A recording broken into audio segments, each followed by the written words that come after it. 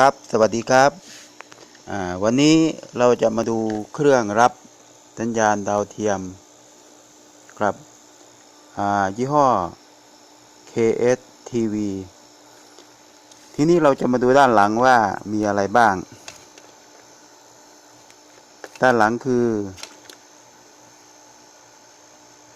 ตัวนี้คือที่เสียบสาย LNB ถัดมาคือสายสัญญาณ AV หรือ RTA มาอีกเส้นคือสายเสียบ HDMI ส่วนสายเส้นนี้คือสายเสียบไฟ DC 12 โวลต์เส้นนี้คือสายเสียบไฟ AC 220 โวลต์ซึ่งเครื่องรุ่นนี้สามารถใช้ไฟได้ทั้ง 12 โวลต์และ 220 โวลต์โดยที่เราไม่ต้องมาดัดแปลงอะไรอีกเขาทำไว้ให้เรียบร้อยส่วนด้านบนปุ่มนี้คือปุ่มเมนูถัดมาปุ่มโอเคแล้วก็ปุ่มวอลลุ่มบวกลบบวกปุ่มแชนแนลลบบวกส่วนด้านหน้าปุ่มนี้คือปุ่ม power ปิดเปิด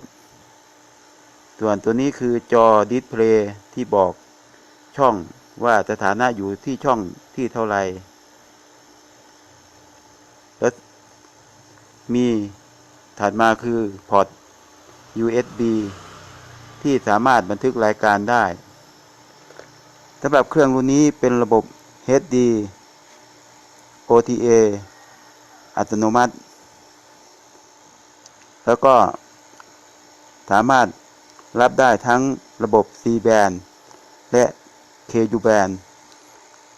ส่วนความคมชัดเรียกว่าใช้ได้ทีเดียวสำหรับใครที่สนใจที่ใช้ระบบไฟโซลาร์เซลล์ที่ใช้กับทีวี 12 โวลต์อยู่ตามไร่นาต่างๆสามารถนำไปใช้ได้และก็ยังสามารถใช้ได้กับไฟ 220 โวลต์ได้อีกด้วยนี่คือข้อดีของเครื่องรุ่นนี้ที่สามารถใช้ได้ทั้งสองอย่างก็ถือว่าโอเคอยู่นะครับ